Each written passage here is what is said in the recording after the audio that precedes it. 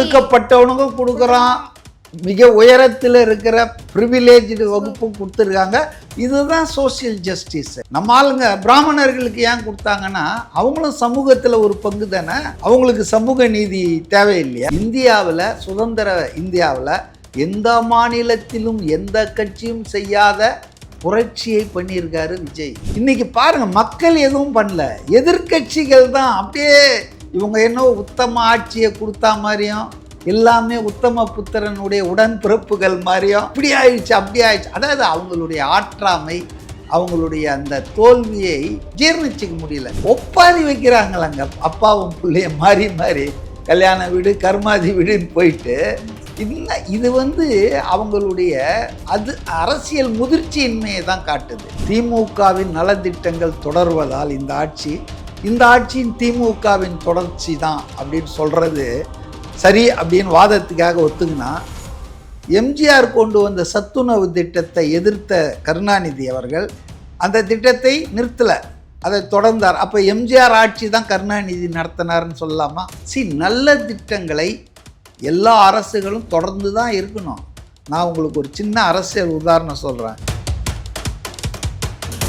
உதயநிதி என்ன சொல்கிறாருன்னா, தலைவரிடம் அனுமதி பெற்று அப்ரூவல் வாங்கி கையெழுத்து ஃபைலில் போட்ட பிறகு தான் கூட்டணி கட்சிகள்லாம் போகிறாங்க, நம்ம ஆதரவில் தான் அந்த ஆட்சி நடக்குதுன்ற. ஆனால் ராஜா என்ன சொல்கிறாரு, படுபாவிங்க எம்ம பணத்தில் இதில் ஜெயிச்சுட்டு கணவனை விட்டுட்டு பதவி சுகம் மாதிரி வேற சுகத்துக்காக வேற ஆண்கிட்ட போன மாதிரி போகிறாங்கன்றார். இது எது உண்மைங்க சொல்லுங்க? உதயநிதி சொல்கிறது உண்மையா, ராஜா சொல்கிறது உண்மையா? மக்கள் தீர்ப்பை நிர்மூலமாக்குவதற்கு பாஜகவின் ஆணை ஏற்று இந்த 2 பேரும் பண்ணாங்கன்றத இதை இல்லைங்க விவாதத்தில் கொண்டு வரணும். அதை விட்டுட்டு குதிரை பேரம் கழுத பேரம்னு பேசிகிட்டு இருக்கானுங்க. திமுகவால் அதிகாரத்தில் இல்லாமல் இருக்க முடியாதுங்க. ஒன்று மாநிலத்தில் இருக்கணும், இல்லைன்னா மத்தியில் இருக்கணும். நான் ஒரே ஒரு விஷயத்தை சொல்லி உங்களுக்கு சொல்கிறேன். அவங்க எவ்வளோ பெரிய கொள்கை பற்றாளர்கள், கொள்கை தங்கங்கள், புடம்போட்டவர்கள்னா 6 மாதத்தில் அம்பலம் ஆயிடுவாங்க மக்கள்கிட்ட. இவங்க ஊழல்கள்லாம் வெளியே வரும், மந்திரிங்கள்லாம் அரெஸ்ட் ஆவாங்க, அது வேற நடக்கும். ஆனால் இவங்க கொள்கை ரீதியாக கம்ப்ளீட்லி பேங்க்ரப்ட் ஆகிடுவாங்க. அதனால் இவங்களுக்கெல்லாம் அரசியல் எதிர்காலம் இருப்பதாகவே நான் கருதலை. ஸோ இப்போ நீங்கள் பட்டியலினத்தவர்கள் அப்படின்னு சொன்னீங்க. ஸோ இந்த ஆட்சியில் ரொம்பவுமே 50 வயதுக்கு உட்பட்டவர்கள், முக்கியமாக 30 வயதுக்குள்ளலாம் இருக்கிறாங்க. 28 வயசுல ஒரு பொண்ணு மினிஸ்டரா இருக்குங்க. இந்த மாதிரி இளம் அரசியல் அதிகமாக அனுபவம் இல்லாமல் இப்போ அமைச்சரவையில் இருக்கிறாங்க. ஸோ இதில் 8 பட்டினத்தவர்கள் கொடுத்துருக்காங்க, பிராமணர் அவங்களுக்கு கொடுத்துருக்காங்க. இந்த மாதிரி ஒடுக்கப்பட்டவனுக்கும் கொடுக்குறான், மிக உயரத்தில் இருக்கிற ப்ரிவிலேஜ்டு வகுப்பும் கொடுத்துருக்காங்க. இதுதான் சோசியல் ஜஸ்டிஸ். நம்ம ஆளுங்க பிராமணர்களுக்கு ஏன் கொடுத்தாங்கன்னா அவங்களும் சமூகத்தில் ஒரு பங்கு தானே, அவங்களுக்கு சமூக நீதி தேவையில்லையா? அவங்களுக்கு கொடுத்ததையும் திமுக விமர்சிக்கிறாங்க, ஏன் கொடுத்தீங்க அப்படின்ற மாதிரி. இந்த சைடு பட்டியலினத்தவர்களுக்கு பதவி கொடு. சரி, ஜெயலலிதா முதலமைச்சராகவே இருந்தாங்களா? அப்போ இவங்க விமர்சனம் பண்ணாங்களா? எம்ஜிஆரை மலையாளின்னு சொன்னாங்க. ஜெயலலிதா சட்டமன்றத்தில் நான் பாப்பாத்தின்லாம் பேசினாங்களா? ஒருவர் என்ன ஜாதி என்பதை பார்ப்பது நமது வேலை இல்லை. ஆனால் உரிய பிரதிநிதித்துவம் எல்லா சமூகத்துக்கும் கொடுக்கணுன்றது தான் சமூக நீதி. ஒரு ஜாதியை இப்போ அன்டச்சபிள்ஸ்னு தீண்டாமைன்னு சொல்லி SC ST ஒதுக்கி வைக்கிற மாதிரி பிராமின்ஸையும் ஒதுக்கி வைக்கணுமா? எல்லாருக்கும் சமூக நீதி. இடைஜாதியினர் ஒரு 40 வருஷமாங்க திமுக அதிமுக ஆட்சியில் இவங்க தான் டாமினேட் பண்ணிட்டாங்க. இடைஜாதியினர், ஒடுக்கப்பட்டவனுக்கும் வாய்ப்பு இல்லை, மேலே டாப்பில் இருந்தவனுக்கும் இல்லை, இந்த மிடில் இருக்காங்க பாருங்க, இந்த ஆட்கள் தான் OBC BCன்னுட்டு இவங்களுக்கும் பங்கு கொடுக்கணும் ஆட்சியில். நிர்வாக தப்பு இல்லை, ஆனால் இவங்க ரொம்ப டாமினேட் பண்ணி மற்றவர்களெல்லாம் ஒழிச்சாங்க. அது இன்னைக்கு மாறி இருக்குதுன்றது சந்தோஷப்படணுங்க. இந்தியாவில், சுதந்திர இந்தியாவில் எந்த மாநிலத்திலும் எந்த கட்சியும் செய்யாத புரட்சியை பண்ணியிருக்காரு விஜய். இதை நம்ம பாராட்ட வேண்டிய நேரத்தில் அங்கே கொலையாயிடுச்சு, இங்கே டெக்காயிட் ஆயிடுச்சு, இங்கே பிக் பாக்கெட் அடிச்சுட்டான். இதுவாட ஆட்சியை பார்க்குற லட்சணம்? எவ்வளோ பெரிய விஷயங்கள்லாம் நடந்துட்டுருக்குது. அதை பார்க்காம, அதை பேசாமல், இந்த ஒரு பழமொழி சொல்லுவாங்க, கழுகு உயர உயர பறந்தாலும் அதன் பார்வை பாதாள சாக்கடையில் நெளியும் புழுக்கள் மீது இருக்கும்ன்ற மாதிரி இவங்க எத்தனை வருஷம் ஆட்சி நடத்தினா எவ்வளோ பெரிய அனுபவம் வாய்ந்தனா இவங்க பார்வை எவ்வளோ கேவலமாக இருக்குது பாருங்கள். ஒரு ஆட்சியை ஜட்ஜ் பண்ணுறது, ஒரு ஆட்சியினுடைய நீள்தன்மை 6 மாதத்தில் கலைஞ்சிரும், 1 வருஷத்தில் சாபம் கொடுக்குறாங்களா இல்லை கணிப்பு? இவங்க வெற்றியை இவங்களாலேயே இவங்க தோல்வியை கணிக்க முடியல, இவங்க அடுத்தவனுக்கு சாபம் கொடுத்துட்ருக்காங்க. என்ன கேட்டால் இன்றைக்கி இருக்கிற அரசியல் சூழலை பார்த்தா அடுத்து ஒரு 20-25 வருஷத்துக்கு விஜய் காலம்தான் போல தெரியுது. தாவேக்கா மக்களால் தேர்ந்தெடுக்கப்பட்ட ஒரு ஆட்சியாகவே இருந்தாலும் இது தாவேக்கா நிர்வாகிகள் அட்வான்ஸாக எடுத்துகிட்டு கட்சியில் பொறுப்பு இல்லாதவங்க கூட போயிட்டு அரசு அலுவலகங்களையும் சரி மருத்துவமனைகள்லையும் போயிட்டு இல்லை, அதெல்லாம் அந்த கட்சியின் பொதுச் செயலாளரும் அமைச்சருமான புஷி ஆனந்த் வான் பண்ணியிருக்காரு. இதெல்லாம் தவறு, அது ஆர்வ கோளாறுங்க. இளைஞர்கள் நீங்களே சொல்லிட்டீங்க, ஜென்சி கிட்ஸு, அவங்களுக்கெல்லாம் ஆட்சி அரசியல்லாம் புதுசு. அவங்களுக்கு அனுபவ குறைவு காரணமாக நம்மக்கிட்ட அதிகாரம் வந்துடுச்சின்னு சொல்லி அவன் பாட்டின் இஷ்டத்துக்கு இன்ஸ்பெக்ஷன் ஆய்வுன்னு போகிறாங்க. ஆட்சியில் பொறுப்பில் இல்லாதவங்க, சட்டமன்ற உறுப்பினர், அந்த மாதிரி ஏதாவது ஒரு மக்கள் பணிக்காக அனுமதிக்கப்பட்டவர்கள் தவிர்த்து கட்சிக்காரங்களாம் இறங்கி பண்ணுறதுன்றது தப்பு தானே. உடனடியாக என் கட்சியின் பொதுச் செயலாளர், இதெல்லாம் அனுபவ குறைவுங்க, ஆர்வ கோளாறு. இதெல்லாம் கற்றுக்குவாங்க, இனிமேல் பட்டு தான் அவங்க கற்றுக்குவாங்க. They have to learn. அமைச்சர்களாக இருக்கிறவங்கள பாதி பேர் பார்த்தீங்கன்னா விஜய் அவர்கள் நடிகர் சங்கத்தில் இருக்கிறவங்க, தலைவராக இருந்தவங்க, அந்த மாதிரி இருக்கிறவங்க தான் இப்போ அமைச்சர்களாக. அவங்க தானே எம்எல்ஏவாக இருக்காங்க. எம்எல்ஏவாக இருக்கிற ஆளை தானேங்க போட முடியும். இல்லை, நடிகர் சங்கத்தில் இருந்தவங்களுக்கு ஏதாவது டிஸ்குவாலிஃபிகேஷனா? ஜாதி சங்கத்தில் இருந்தவன்லாம் மந்திரியாக இருந்திருக்காங்க கடந்த காலத்தில். கொலை குற்றவாளிகள், லஞ்ச ஊழலில் போனவன்லாம் ஜெயிலில் இருக்கும்போதே செந்தில் பாலாஜி மந்திரியாக இருந்தாரா 2 மாதம்? அப்போ ஜெயிலரு ஒரு ஸ்டேட் கவர்மெண்ட் ஆஃபீஸரு, அவரை கைதியாக ட்ரீட் பண்ணுவாரா இல்லை விவிஐபியாக ட்ரீட் பண்ணுவாரா? கொஞ்சம் யோசித்து பாருங்கள், எவ்வளோ பெரிய தப்புகள் நடந்திருக்கு. அதனால் குற்றம் பார்க்கின் சுற்றம் இல்லைன்ற மாதிரி ஒரு குற்றத்தை பார்க்கணும், தேடக்கூடாது. மக்கள் குற்றத்தை என்னன்னா அவங்க போராடுவாங்க, எதிர்ப்பாங்க, குரல் கொடுப்பாங்க.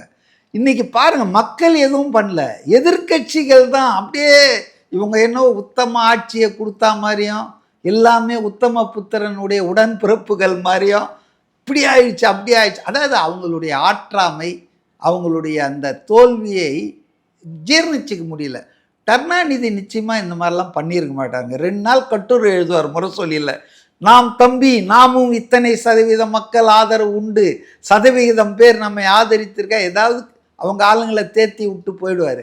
ஒப்பாரி வைக்கிறாங்களாங்க, அப்பாவும் பிள்ளைய மாறி மாறி கல்யாண வீடு கர்மாதி வீடுன்னு போயிட்டு. இன்னும் இது அவங்களுடைய அரசியல் முதிர்ச்சியின்மையை தான் காட்டுது. தேர்தல் தோல்வி என்பதுங்க, வெற்றி என்பது ஜனநாயகத்தில் ஒரு பார்ட் அண்ட் பார்சலுங்க. வெற்றி பெற்றவர்கள் நிலைத்து வெற்றி பெற்ற இந்திரா காந்தி தோத்ததில்லை, ஜெயலலிதா தோத்ததில்லை, காமராஜர் தோத்ததில்லை. அதனால் தோல்வியை கண்டு துவண்டு விடக்கூடாது, வெற்றி பெற்றதுக்காக ஆணவமாக ஆடக்கூடாது. இது பேசிக் டெமோக்ரஸி. ஆனால் இவங்களால் ஏன் தோல்வியை எடுத்துக்க முடியல? அது ஒரு part of the democratic process தானே. ஸோ இப்போ திமுக அவங்க என்ன சொல்கிறாங்கன்னா, எங்களுடைய விருப்பப்படி தான் இப்போவும் தாவே காட்சி நடந்துட்டுருக்கு, ஏன்னா எங்களுடைய திட்டங்கள் எல்லாமே அவங்களும் செயல்படுத்துகிறாங்க அப்படின்னு சொல்கிறாங்க. அது பாராட்டக்கூடிய ஒரு விஷயம். இருந்தாலும் அவங்க அதை விமர்சனமாக பண்ணுறாங்க. இல்லை, அதில் ரொம்ப முட்டாள்தனமான பேச்சுங்க. திமுகவின் நலத்திட்டங்கள் தொடர்வதால் இந்த ஆட்சியின் திமுகவின் தொடர்ச்சி தான் அப்படின்னு சொல்கிறது சரி அப்படின்னு வாதத்துக்காக ஒத்துக்கினா, எம்ஜிஆர் கொண்டு வந்த சத்துணவு திட்டத்தை எதிர்த்த கருணாநிதி அவர்கள் அந்த திட்டத்தை நிறுத்தலை, அதை தொடர்ந்தார். அப்போ எம்ஜிஆர் ஆட்சி தான் கருணாநிதி நடத்தினார்னு சொல்லலாமா? சரி, அம்மா கேன்டீன்களே அம்மா கொண்டு வந்தாங்க, அவங்க ஆட்சி முடிஞ்சு திமுக ஆட்சி வந்தோன்னா அம்மா கேன்டீன்கள் தொடரும்னார். அதுக்கப்புறம் அதை சீரழிச்சிட்டாங்க, அதை வேற சைலண்டாக கொண்டுட்டாங்க, அது வேற விஷயம். ஆனால் இல்லை, அதனால் ஸ்டாலின் ஜெயலலிதா ஆட்சியின் தொடர்ச்சி தான் அப்படின்னு நம்ம ஒத்துக்கலாமா? நல்ல திட்டங்களை எல்லா அரசுகளும் தொடர்ந்து தான் இருக்கணும். நான் உங்களுக்கு ஒரு சின்ன அரசியல் உதாரணம் சொல்கிறேன். இந்தியாவும் ரஷ்யாவும் ஒரு உடன்பாடு போட்டாங்க இராணுவ ரீதியாக.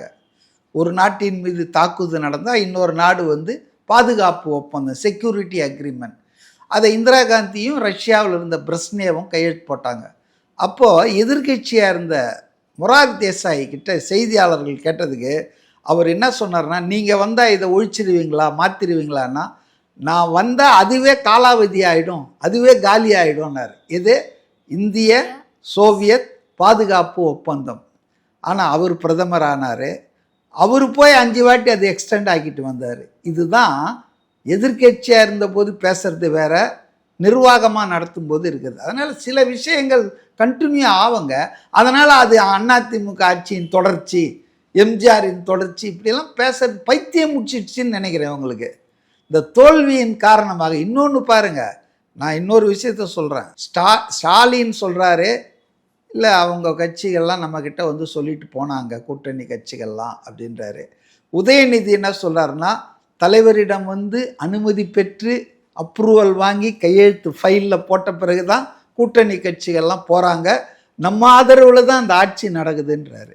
ஓகே, ஆனால் ராஜா என்ன சொல்கிறாரு, படுபாவிங்க எம்ம பணத்தில் இதில் ஜெயிச்சுட்டு கணவனை விட்டுட்டு பதவி சுகம் மாதிரி வேறு சுகத்துக்காக வேறு ஆண்கிட்ட போன மாதிரி போகிறாங்கன்றார். இது எது உண்மைங்க சொல்லுங்கள்? உதயநிதி சொல்கிறது உண்மையா, ராஜா சொல்கிறது உண்மையா? அவங்க பிடிப்படலைங்க அவங்களுக்கு. இந்த தேர்தல் தோல்வி படுதோல்வி, முதல்வர் வேட்பாளராக முதல்வரே இருந்தும் தோத்தது, இதெல்லாம் அவங்களால ஜீர்ணிக்க முடியலைங்க. அதனால் எனக்கு என்னவோ அவங்களுக்கு வந்து சுய நினைவே இப்போ போயிட்டுருக்குன்னு நினைக்கிறேன். அதுதான் இந்த பேச்சுக்கள் தவிர, அவங்களுக்கு வந்து ஆக்கப்பூர்வமான எதிர்கட்சியாக நாங்கள் செயல்படுவோன்னு வாயில் சொல்கிறாங்க. ஆனால் அவங்க செயல்படுறது பார்த்திங்கன்னா ரொம்ப தரங்கெட்ட முறையில் செயல்படுறாங்க. இல்லைன்னா கூட்டணி கட்சிகளை இப்படி போய் ட்வீட் போடுவாங்களாங்க யாராவது? பாருங்கள், அமைதியாக 50 வருஷம் கூட இருந்த முஸ்லீம் லீக்கு கோவம் வந்துடுச்சுங்க. நாங்கள் ஒன்றும் அவங்களுடைய அடிமைகள் இல்லைன்னு சொல்கிறாரு. அது மட்டும் இல்லை, அதிமுகவும் திமுகவும் மாற்று ஆட்சி அமைக்க பிளான் பண்ணாங்க அப்படின்றத அவரும் சொல்லிட்டார். இப்போ என்ன சொல்ல போகிறாங்க, இபிஎஸும் ஸ்டாலினும் அப்படி எதுவும் நடக்கலை அப்படின்னு இன்னும் இவங்க சொல்லுவாங்க. ஆனால் வீரபாண்டியன் சொல்லிட்டார், சண்முகம் சொல்லிட்டார், எம்ஏ பேபி சொல்லிட்டாரு, மாணிக்கம் தாக்கூர் சொல்லிட்டாரு, திருமாவளவன் சொல்லிட்டாரு, லேட்டஸ்ட்டாக பேராசிரியர் காதர் மொய்தீன் சொல்லிட்டாரு. எவ்வளோ பெரிய அயோக்கியதானங்க இது! இதெல்லாம் விவாதிக்கணும். இதையில் ஊடகத்தில் ஒரு மக்கள் தீர்ப்பை நிர்மூலமாக்குவதற்கு பாஜகவின் ஆணை ஏற்று இந்த 2 பேரும் பண்ணாங்கன்றத இதையில்லங்க விவாதத்தில் கொண்டு வரணும். அதை விட்டுட்டு குதிரை பேரம் கழுதை பேரம்னு பேசிட்டு இருக்கானுங்க. அதிமுகவும் திமுகவும் ஒன்னா சேர்றாங்க அப்படின்னு சொன்னீங்க. ஒன்னா சேர்றது இல்லை, கூட்டணி வைக்கிறாங்க. ஒன்னா சேர்ந்தா அப்புறம் இபிஎஸ்க்கு ஏது பதவி? ஸோ இப்போ மேலே பாராளுமன்றத்தில் தேர்தல் வந்துச்சுன்னா தாவேக்கா வந்து காங்கிரஸ்க்காக நிற்பாங்க, பாஜக இப்போ அதிமுக வந்து பாஜக நிற்குமா இல்லை திமுக நிற்குமா சார்? 2 பேரும் நிற்பாங்க. வலது காலை ஒருத்தர் பிடிச்சிக்குவார் மோடி, இடது காலை ஒருத்தர் பிடிச்சிக்குவாருங்க. ஏன் அப்படி பிடிக்கூடாதா என்ன? இல்லை, இது வரைக்கும் வந்து எதிர்த்து நின்று திமுகவில் வந்து என்னங்க இது வரைக்கும் 9 வருஷமா 10 வருஷமா எதிர்த்து இருக்காங்க. வாஜ்பாய் கவர்மெண்ட்டில் டிஎம்கே மினிஸ்டருங்க இல்லை, மறந்துட்டீங்களா வரலாறுலாம்? அதாவதுங்க, திமுகவால் அதிகாரத்தில் இல்லாமல் இருக்க முடியாதுங்க. ஒன்று மாநிலத்தில் இருக்கணும், இல்லைன்னா மத்தியில் இருக்கணும். நான் ஒரே ஒரு விஷயத்தை சொல்லி உங்களுக்கு சொல்கிறேன். அவங்க எவ்வளோ பெரிய கொள்கை பற்றாளர்கள், கொள்கை தங்கங்கள், புடம்போட்டவர்கள்னா, 20 வருஷமாக டிஆர் பாலு முரசொலி மாறனும் சென்ட்ரல் கவர்மெண்ட்டில் மினிஸ்டராக கண்டினியூ பண்ணிகிட்டு இருக்காங்க. காட்சிகள் மாறுது, கட்சிகள் மாறுது, ஆட்சிகள் மாறுது, பிரதமர்கள் மாறுறாங்க, இவங்க மட்டும் ஃபெவிகால் போட்டு உட்காந்துருக்காங்க. என்டிஏ கவர்மெண்ட் வாஜ்பாயா, இவங்க 2 பேரும் மந்திரியாக இருப்பாங்க. அதுக்கு நேர் எதிரான காங்கிரஸ் யூபிஏ கவர்மெண்ட்டாக இவங்க இருப்பாங்க. அதுக்கப்புறம் யுனைடெட் ஃப்ரண்ட் கவர்மெண்ட்டாக தேவகவுடா அதுலேயும் இருப்பாங்க, குஜராத் அதுலேயும் இருப்பாங்க. அப்புறம் VP Singh national front government போடுவாரா, அதுலேயும் இருப்பாங்க. ஒரு மாநில கட்சி மத்தியில் 20 வருஷம் அசையாமல் இருந்தது. வேறு ஏதாவது கட்சி இருக்குதா இந்தியாவில்? அவ்வளோ கொள்கை பற்றுங்க இவங்க. இவங்க வந்து எல்லாத்துலேயும் இருப்பாங்க. ஏன்னா இவங்களுக்கு அதிகாரம் தேவை. அவ்வளவு கேவலமானவர்கள் வந்து நாளைக்கு நிச்சயமாக சொல்கிறேன், என்டிஏல இவங்க போய் சேருவாங்க. இபிஎஸ் நிலை தான் எனக்கு கஷ்டமாக இருக்குது. அவரை கைட்டு விடுவாங்களா, வச்சுக்குவாங்களா? ஆனால் என்னுடைய கணக்கு என்னென்னா, பிஜேபி இபிஎஸ்ஸையும் பிடிச்சிக்கும், டிஎம்கேவையும் பிடிச்சிக்கும், ஸ்டாலினையும் பிடிச்சிக்கும். எப்படின்னா விபி சிங் ஒரு காலத்தில் பிரதமரை எப்படி ஆனார்னா, இந்த பக்கம் லெஃப்ட் பார்ட்டிஸ் 62 65 பேர் இருந்தாங்க, இந்த பக்கம் வந்துட்டு பிஜேபி அத்வானி, இவங்க 2 பேர் ஆதரவில் இவர் பிரைம் மினிஸ்டராக இருந்தார். ஆன்டி காங்கிரஸ், அவ்வளோதான். காங்கிரஸுக்கு எதிர்ப்பாக ஒரு ஆளை நிறுத்தணும், நாங்கள் சந்திச்சிக்க மாட்டோம், தனித்தனியாக நாங்கள் ஆதரவு கொடுப்போம். அது மாதிரி தான் இங்கே வரோம். ஆனால் வந்து மிசரபிள் ஃபெயிலியர் ஆகும். மக்கள் இதை வந்து நிராகரிப்பார்கள், இந்த சந்தர்ப்பவாத கூட்டணியை. எல்லாரும் வந்து அம்பலமாய் நிற்பாங்க பாருங்கள். இன்னும் ஒரு 6 மாதத்தில் அம்பலமாயிடுவாங்க மக்கள்கிட்ட. இவங்க ஊழல்கள்லாம் வெளியே வரும், மந்திரிங்கள்லாம் அரெஸ்ட் ஆவாங்க, அது வேறு நடக்கும். ஆனால் இவங்க வந்து கொள்கை ரீதியாக கம்ப்ளீட்லி பேங்க்ரப்ட் ஆகிடுவாங்க. அதனால் இவங்களுக்கெல்லாம் அரசியல் எதிர்காலம் இருப்பதாகவே நான் கருதலை. ஓகே சார், ரொம்ப நன்றி. ஓகே.